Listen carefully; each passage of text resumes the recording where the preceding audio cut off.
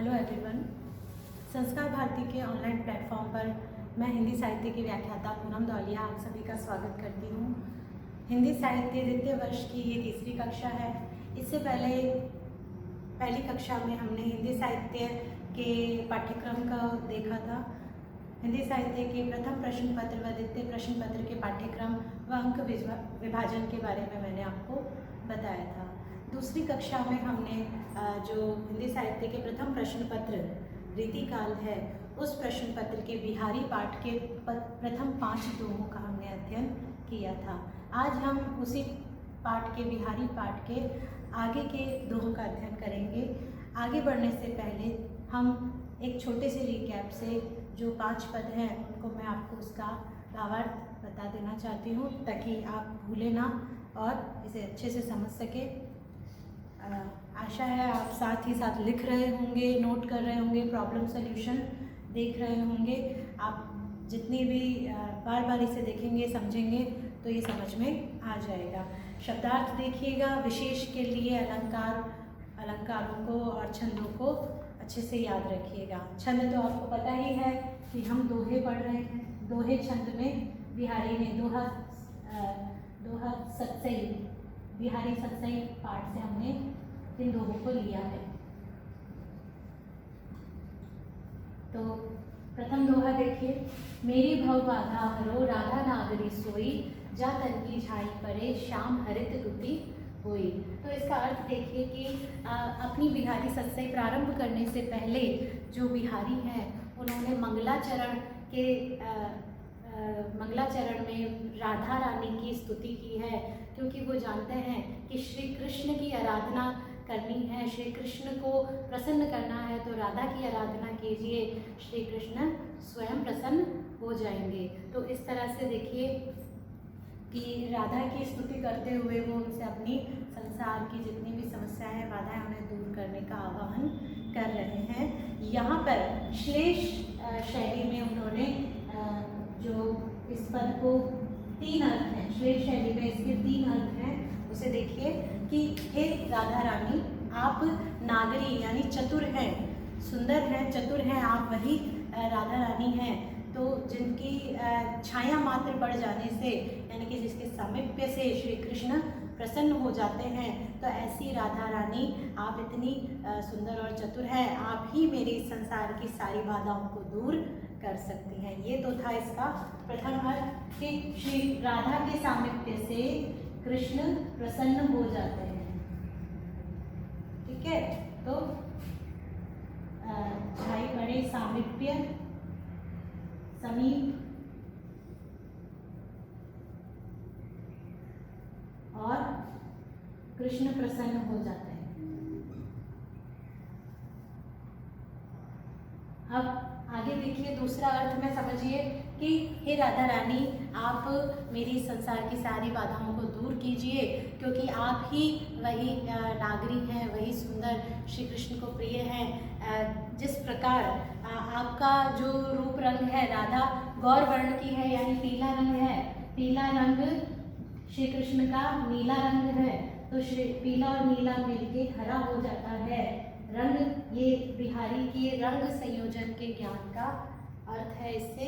तो जिस तरह से उनको रंग के आधार पे बताया है कि राधा रानी का पीला रंग और श्री कृष्ण का नीला रंग, ये दोनों जब मिलते हैं तो चारों तरफ हरा ही हरा, यानी कि प्रकृति बड़ी ही मनोरम हो जाती है और प्रकृति वे हरी भरी हो जाती है। तीसरा अर्थ देखिए, ये तो था पहला, ये दूसरा। तीसरा अर्थ देखिए कि हे राधा रानी, आप मेरे संसार की सारी बाधाओं को दूर कर सकते हैं, क्योंकि आप ही की कृपा से जितना भी अंधकार है, जो झाई का यहाँ क्या है, अंधकार, और कृष्ण का अर्थ अंधकार है और राधा का अर्थ प्रकाश है,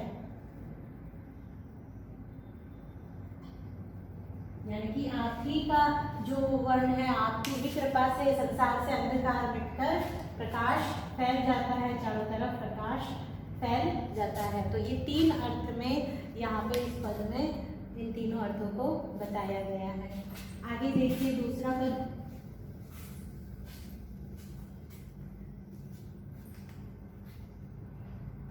दूसरा पद देखिए, तजी तीरथ।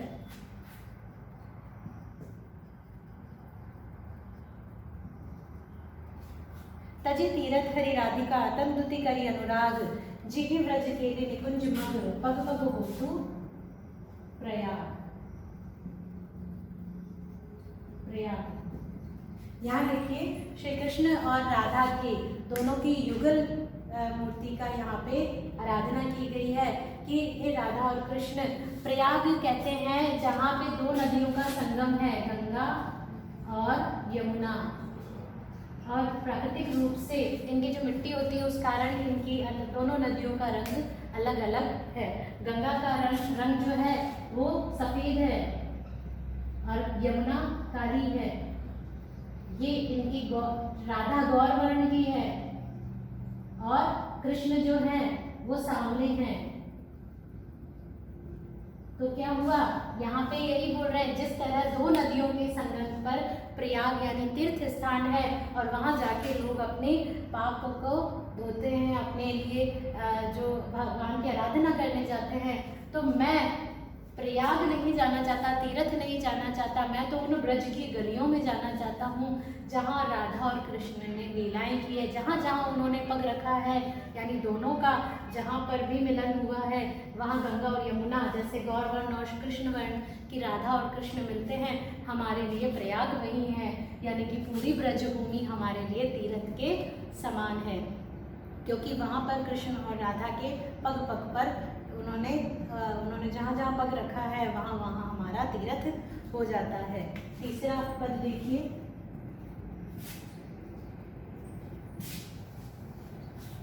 तीसरे पद में नाची अचानक ही उठे, अचानक ही उठे बिन पावस बन मोर, जानती हो नंदिनी करी यह दिसी नंद किसु।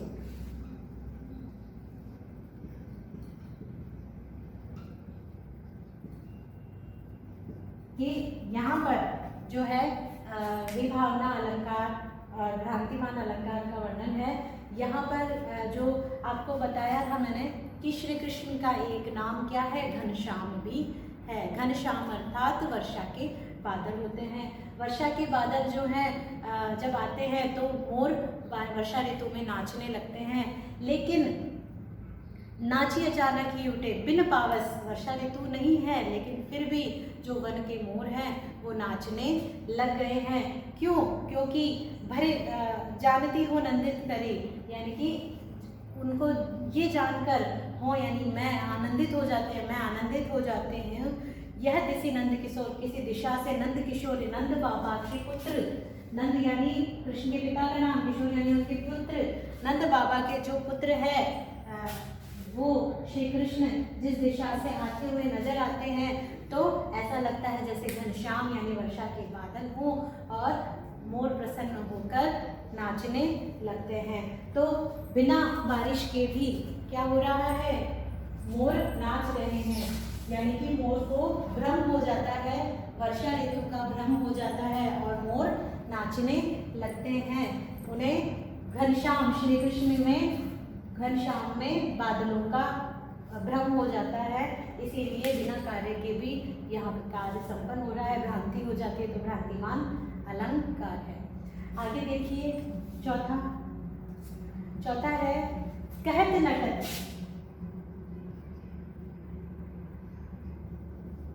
कहत नटत सोमवार।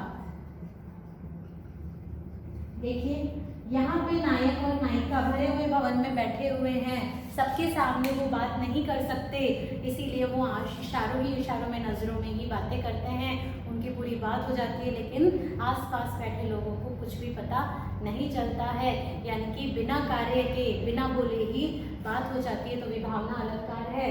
यहाँ पे देखिए कहत, नायक कुछ कहता है, नटत नायिका मना कर देती है, नायक मिलने के लिए कहता है, नायिका मना कर देती है, रिझत और नायिका मना करके रिझाती है उसे, खीजत और नायक उसकी इस दुष्टता पर खींच जाता है, चिढ़ जाता है, परेशान होता है और उसकी इस झुंझलाहट को देख के दोनों की जब नज़रें मिलती हैं, मिलत खिलत, दोनों की नज़रें मिलके खिल जाती है, दोनों प्रसन्न हो जाते हैं, लजियात, और दोनों ही लजा, नायिका जो है लजा जाती है, शर्मा जाती है। भरे भुवन में करत है नैनन ही सो बात, कि लोग भरे हुए हैं पूरे भवन में, फिर भी दोनों ही आंखों में बातें कर लेते हैं। तो ये तो था चौथा पद। अब देखिए पांचवा, नेहन नैनन को कछु।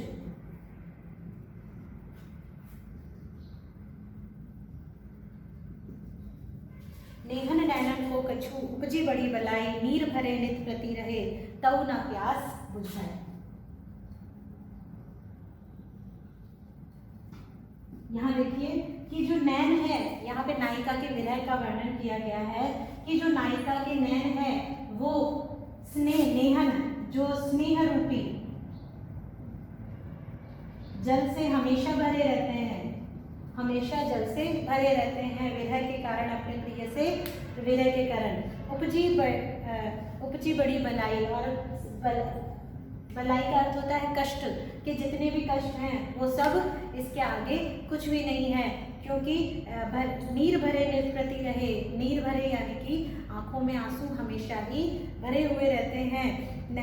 तऊ ना प्यास बुझाई, आंखों में हमेशा पानी भरे रहने के बावजूद भी जो नायिका की आंखों की प्यास नहीं बुझती है, वो अपने प्रिय के वियोग में रोती रहती है। तो इस तरह से देखिए यहाँ पर आपने नेहन नैनन में न वर्ण की आवृत्ति हो रही है, और इस तरह से न वर्ण की आवृत्ति के कारण यहाँ पे अनुप्रास अलंकार है, और अनुप्रास अलंकार के साथ विशेष उक्ति के द्वारा जो बात कही जा रही है, यानी कि आंखों में आंसू भरे रहने के कारण विरह की विवशता का वर्णन किया गया है।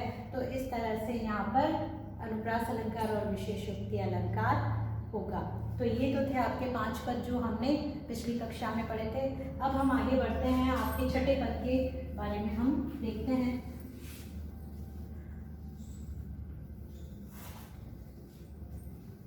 छठा पद देखिए,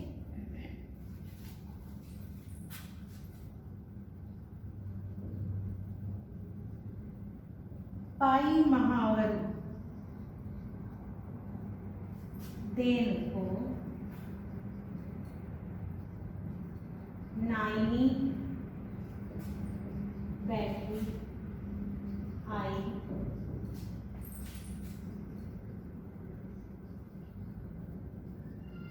फिरी फिरी जानी महावरी, एड़ी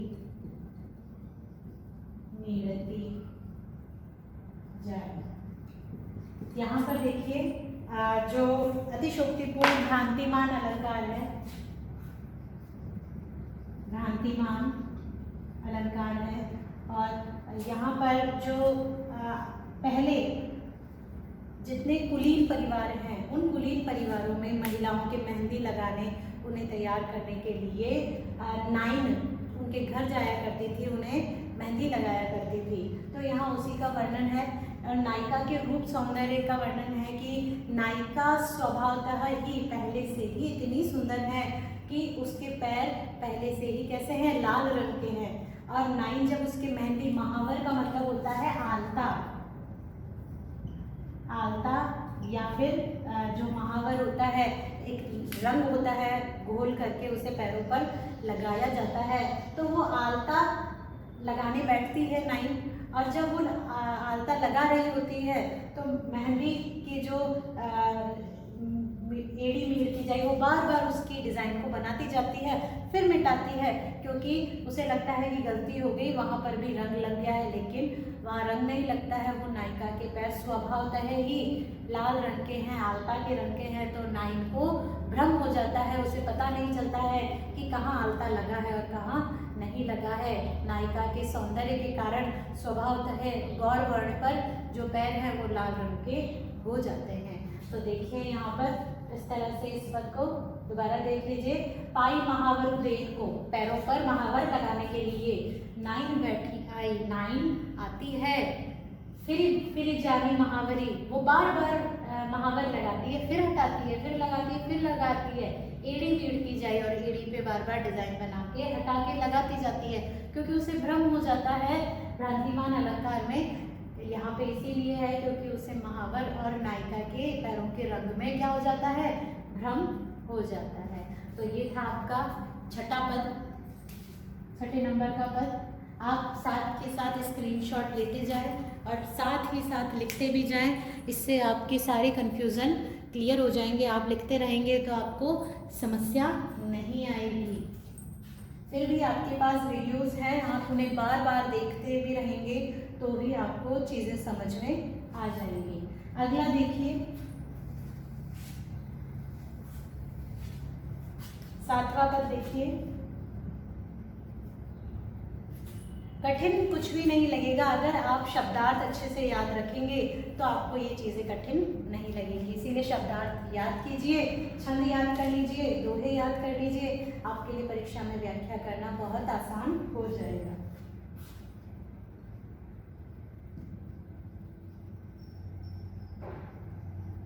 मंगल बिंदु सुरंग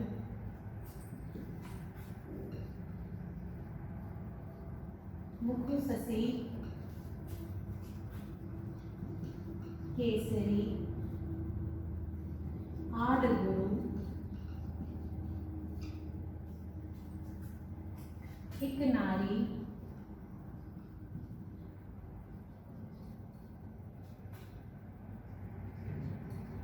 लही संगूर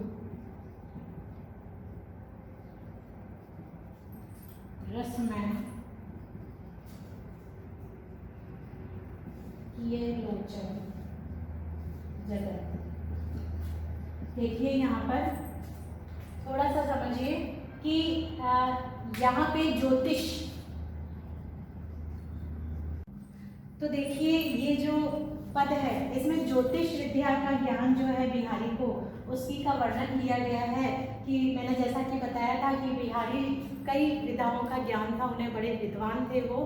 तो यहाँ ज्योतिष के अनुसार देखिए ऐसा कहा जाता है 3 ग्रह होते हैं, वो अगर किसी की राशि में होते हैं तो वो बड़ा ही मंगलकारी होते हैं, उसके लिए बड़ा ही शुभ होता है। तो यहाँ पर नारी जो है उसके रूप सौंदर्य में, श्रृंगार में वो 3 चीज़ें धारण करती है, तो उसके सौंदर्य में तो वृद्धि हो ही जाती है, संसार के लिए बड़े ही सौंदर्यमय नारी का सौंदर्य हो जाता है। लेकिन उसके साथ ही इन्होंने जो बताया, देखिए मंगल बिंदु सुरंग, यानी कि लाल रंग की बिंदी जो नायिका ने लगा रखी है वो किस ग्रह की, मंगल ग्रह की सूचक है। मंगल ग्रह राशि में जो मंगल ग्रह उसकी सूचक है।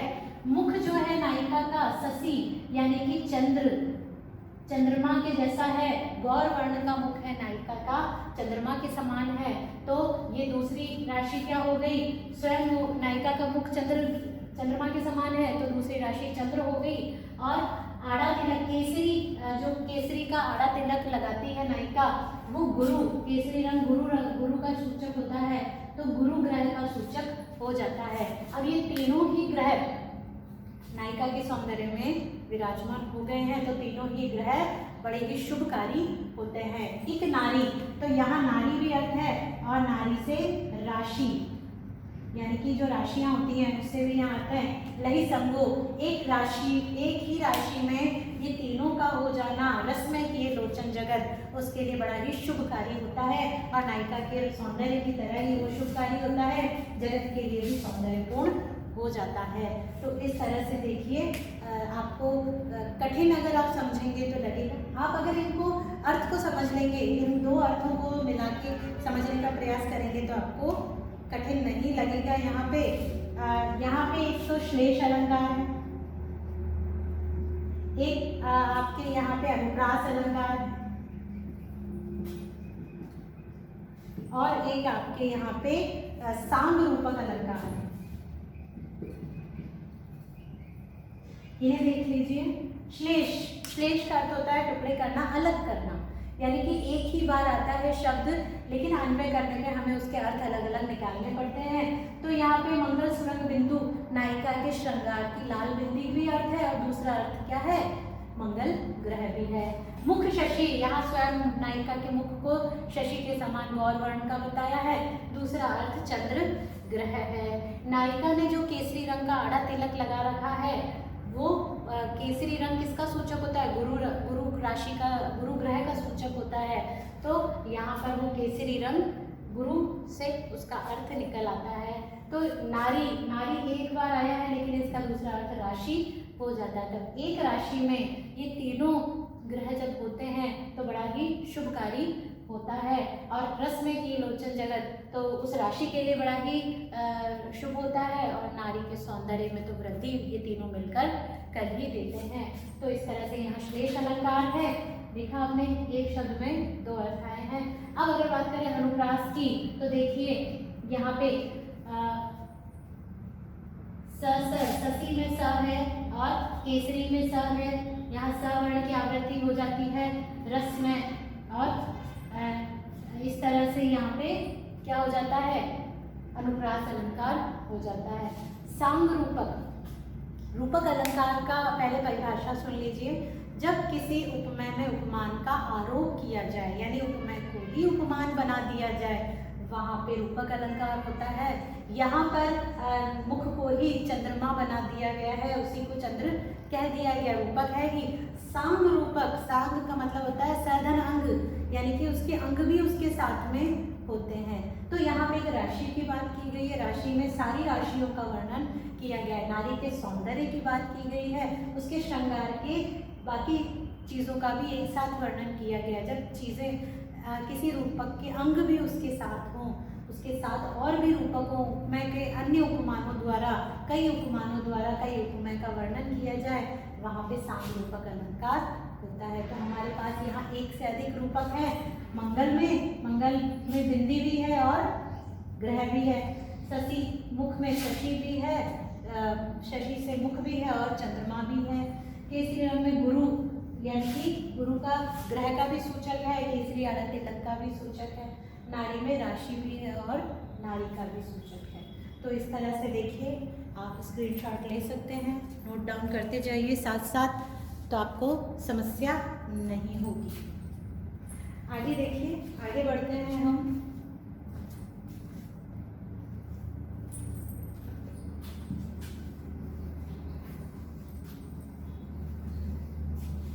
अगला पद देखेंगे, जो 8वां पद है आपके,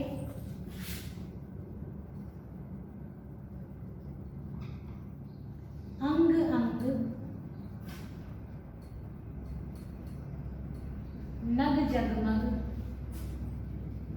नग जगमग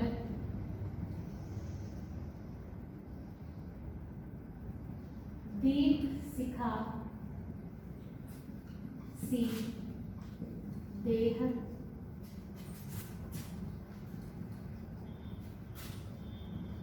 दिया बढ़ाई हो रहे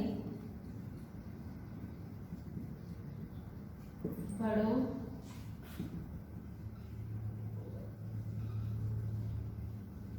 उजियारो गेह। यहाँ देखिए कि नायिका का अतिशयोक्तिपूर्ण वर्णन किया गया, नायिका के सौंदर्य का अतिशयोक्ति।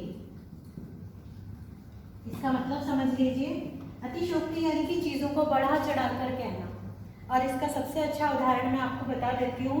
आप जो साउथ इंडियन फिल्में देखते हैं वो मुझे भी बड़ी पसंद है, क्योंकि अतिशयोक्तिपूर्ण जो फाइट होती है वहाँ पे हर चीज़, एक पंच मारता है हीरो और सामने पहाड़ टूट जाता है।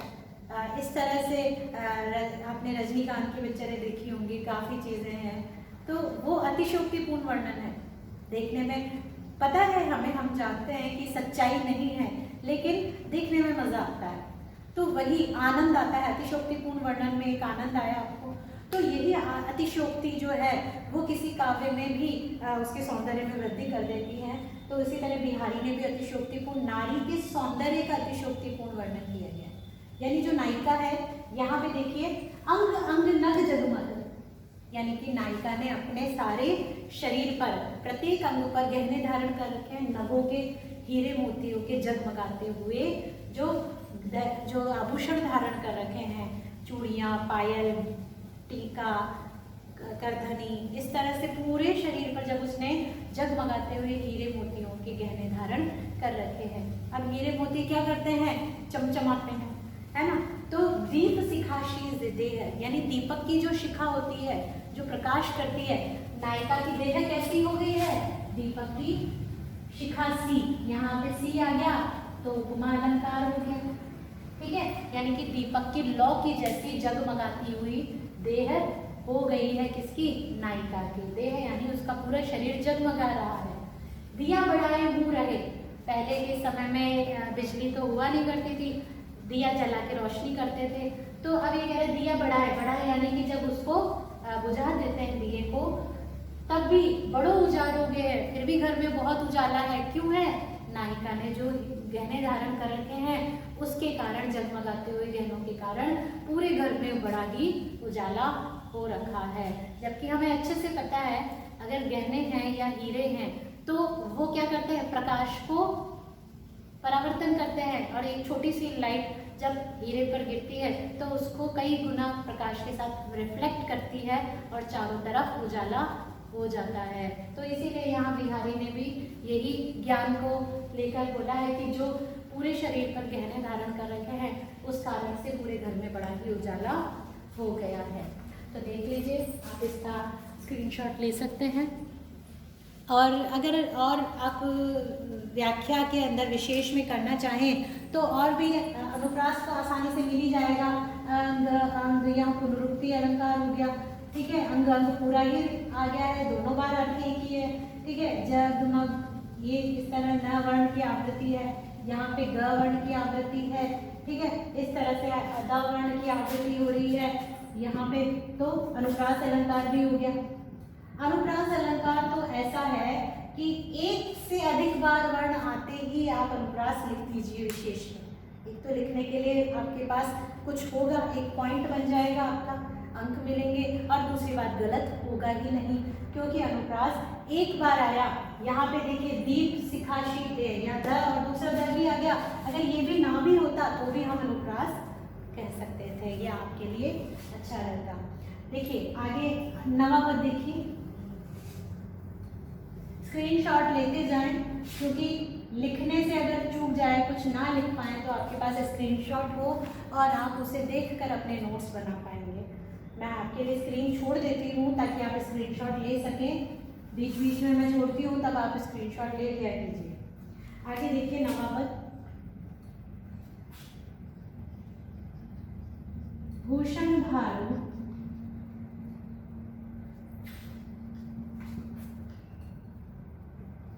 संभारी है, क्यों यह तन सुकुमार,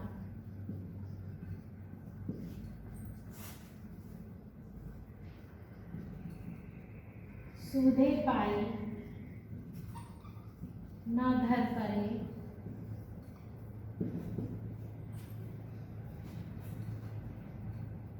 शोभा ही के भार। देखिए, भूषण भारू समारी है, क्यों यह तन सुकुमार, सूधे पाए न धर परे, शोभा ही के भार। अब यहाँ पे जो सखी है नायिका की, प्रसंग में ध्यान रखिए, नायिका की सखी जो है वो नायिका का वर्णन कर रही है। अब क्या हो रहा है, यहाँ पे नायिका जो है वो अपने प्रेमी से प्रेम करती है और उस प्रेमवश वो दूसरे ही ख्यालों में खोई हुई है, और ख्यालों में खोने के कारण वो चल रही है तो उसके पैर सीधे नहीं पड़ रहे हैं, उल्टे सीधे पैर पड़ रहे हैं, लोग देख रहे हैं, लोगों को पता ना चल जाए, इसीलिए सखी जो है वो नायिका की परिस्थिति को छिपा रही है और इसको छिपाते हुए वो बात कह रही है कि देखिए कि जितने भारी भारी आभूषण नायिका ने धारण कर रखे हैं, वो कारण क्या बता रही है, नायिका के पैर सीधे क्यों नहीं पड़ रहे हैं, क्योंकि नायिका ने बहुत ही भारी आभूषणों को धारण कर रखा है और ये भारी आभूषण कोमल शरीर वाली नायिका से संभाले ही नहीं जा रहे हैं। देखिए भूषण भारू, भूषण का मतलब होता है आभूषण, आभूषण है यहाँ पे भूषण का अर्थ, भारू यानी बहुत भारी है, संहारित है, संभाले ही नहीं जाते हैं। क्यों? यह तन सुकुमार, इस सुकुमार यानी कोमल शरीर से ये भारी भारी आभूषण नहीं संभाले जा रहे हैं। सूधे पाई ना धर परे, इसीलिए जो पैर हैं वो सीधे नहीं पड़ रहे हैं धरती पर। शोभा ही के भार, केवल ये शोभा यानी कि अच्छे लगे इसीलिए ही आभूषण धारण कर रखे हैं। तो इस तरह से यहाँ पर जो है आपके एक बात को छिपाने के लिए दूसरी बात से इसे कहा गया। फिर से मैं बता देती हूँ, भूषण भागों में भ वर्ण की आवृत्ति अनुप्रास अलंकार हो जाएगा, ठीक है। और यहाँ पे फिर से संभारी, सुकुमार में शोभा, सूधे, इसमें भी अनुप्रास हो जाएगा, दो वर्णों की आवृत्ति। पाई परे में भी आप देख सकते हैं। तो इस तरह से यहाँ पे दो आपके अनुप्रास अलंकार हो जाएगा। आप इसका स्क्रीनशॉट लेते जाएं। शब्दों के अर्थ का ध्यान रखें। भूषण का अर्थ है आभूषण, भारू यानी भार, संभारी यानी संभलते हैं। क्यों नहीं संभाल पाता है? सुकुमार यानी कोमल शरीर नहीं संभाल पाता है। सूधे पाई, सीधा, सूधे यानी सीधा, पाई नहीं पढ़ते हैं, धर परे धरती पर पढ़ते हैं। शोभा ही के भार, शोभा यानी केवल सुंदर लगने के लिए ही आभूषण धारण किए जाते हैं, ठीक है। आगे देखिए 10वां पद।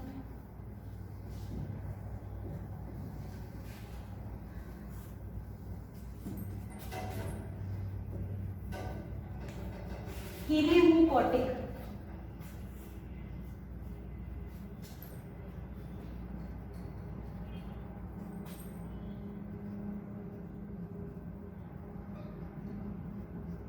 कीले मुंह कौटिक जतन अब कहीं काढ़े कौन,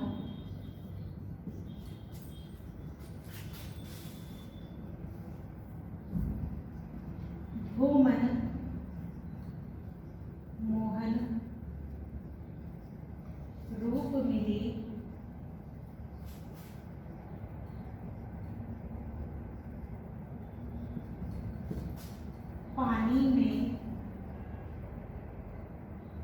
पानी में को लो लो।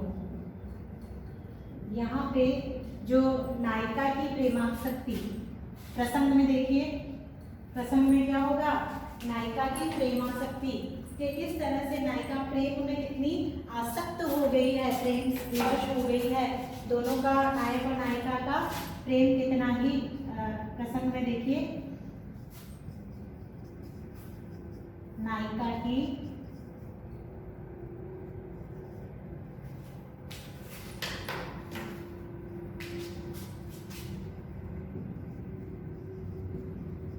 प्रेमासक्ति का वर्णन यहाँ पे किया गया है कि एक नायिका प्रेम में कितनी आसक्त हो चुकी है अपने प्रिय राधा रानी या गोपी का कह सकते हैं, श्री कृष्ण से कितना प्रेम करती हैं, कितना तन्मयता, उनकी प्रेम की प्रेमासक्ति और तन्मयता का यहाँ पे वर्णन किया गया है। राधा के, नायिका कौन है? राधा। तो उसमें प्रेम कितना आसक्त हो गया। कीने ही कौटिक जतन, कि कितने ही कौटिक, कौटिक यानी करोड़ों,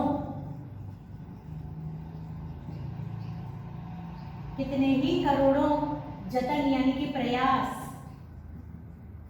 किए जाएं, अब कहीं काढ़े कौन, लेकिन कितने ही करोड़ों प्रयास कर ले, अब कोई नहीं। काढ़ यानी कि बाहर निकालना, अब बाहर नहीं निकाल सकते। भो मन मोहन रूप मिली, है ना। जिस तरह से जितने जो भो यानी कि मेरा जो मन है, राधा बोलती है मेरा जो मन है वो मोहन के रूप में किस तरह पूरी तरह से मिल गया है। पानी में को लोनो, जिस तरह पानी में नमक मिल जाता है वैसे ही मेरा मन श्री कृष्ण के रूप में मिल चुका है। मैं उसमें इतनी एकाकार हो चुकी हूँ कि करोड़ों यत्न कर लेने के बाद भी हमें अलग नहीं किया जा सकता। तो नायिका की प्रेमासक्ति और तन्मयता का यहाँ पे वर्णन किया गया है, देख लीजिए इसे। और फिर से आपको अनुप्रास अलंकार तो आसानी से मिल ही जाएगा। देखिए कीने और करोड़ों, इसमें कहीं, काड़े, कौन, अनुप्रास है ही, साफ तरह से है अनुप्रास अलंकार। आप आराम से यहाँ बता सकते हैं। अच्छे से बताइए कि क वर्ण की आवृत्ति होने के कारण अनुप्रास अलंकार है, ठीक है ना। तो इस तरह से ये आपके 10वां पद यहाँ पे समाप्त है। आप स्क्रीनशॉट ले लीजिए, साथ साथ में नोट करते जाइए। आगे पद देखिए, 11वां पद देखेंगे। आशा है आप लोगों को समझ में आ रहा होगा। अगर ना भी समझ आए तो आप इस वीडियो को दोबारा से देख सकते हैं, दोबारा समझ सकते हैं। 11वां पद देखिए, यह अनुरागी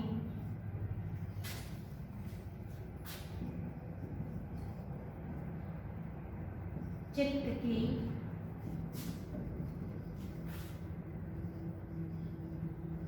गति समझे नहीं कोई,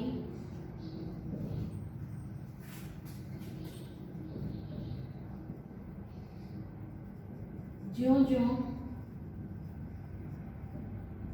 घोड़े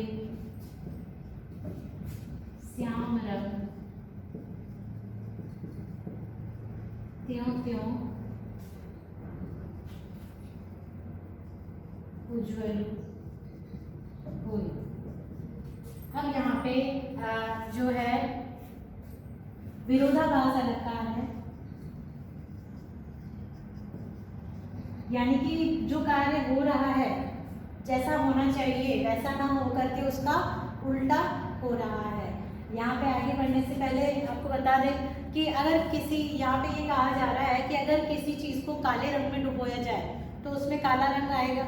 अगर जो रंगरेजी होते हैं, जो रंग करते हैं कपड़ों पर, किसी भी साधन पे अगर काला रंग में डाला जाएगा तो वो उसका रंग कैसा हो जाएगा, काला हो जाएगा। लेकिन ईश्वर की भक्ति अनुपम है, अलग ही है, क्योंकि ईश्वर की भक्ति में जो डूबता है ना। अब ईश्वर की भक्ति को हम श्री कृष्ण कैसे हैं, श्याम रंग के हैं, काले रंग के हैं। तो मैं जैसे जैसे श्याम रंग में डूब गया हूँ त्यों त्यों वैसे वैसे मैं उज्जवल होता जा रहा हूँ और अधिक मेरे मन में और अधिक प्रकाश बढ़ता जा रहा है। तो यह अनुरागी, अनुरागी जो प्रेम में लिप्त है, प्रेम आसक्त हैं, जो प्रेमासक्त हैं, प्रेमासक्त लोग हैं, चित्त की, मन की गति यानी कि उसका हाल समझे नहीं कोई, कोई नहीं समझ सकता है। जो जो जैसे जैसे वो श्याम रंग में डूबता जाता है त्यों त्यों उज्जवल हुई, वैसे वैसे मन उज्जवल हो जाता है, प्रकाशित होता जाता है। उज्जवल यानी प्रकाश में, यानी कि मेरी जो आत्मा, अंतर आत्मा है, श्री कृष्ण के भक्ति में डूब करके और अधिक मेरा मन जो है उज्जवल होता जाता है। और यहाँ पे जो प्रवृत्ति है संसार की, काले रंग में किसी चीज़ को डुबो देने से वो काले रंग की हो जाती है, लेकिन यहाँ पर क्या हो रहा है, उल्टा हो रहा है। इसीलिए यहाँ विरोधाभास अलंकार है। ज्यों ज्यों और त्यों त्यों, इसमें आप क्यों, जैसा कि मैंने बताया आसान होते हैं ये अलंकार, विशेष में अगर आप लिखेंगे तो अंक प्राप्त करने में आसानी होगी। यहाँ पे पुनरुक्ति प्रकाश अलंकार होगा, जो जो और त्यों त्यों में। और आप कहीं पे भी आपको अनुरागी गति में 2 वर्ण आपके आ गए, ठीक है।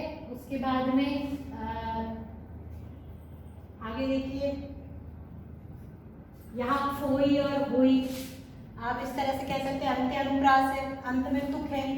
अनुप्रास को लिख ही सकते हैं आप, अनुप्रास के साथ ही आप ये लिख सकते हैं कि यहाँ पे अंत्य अनुप्रास है।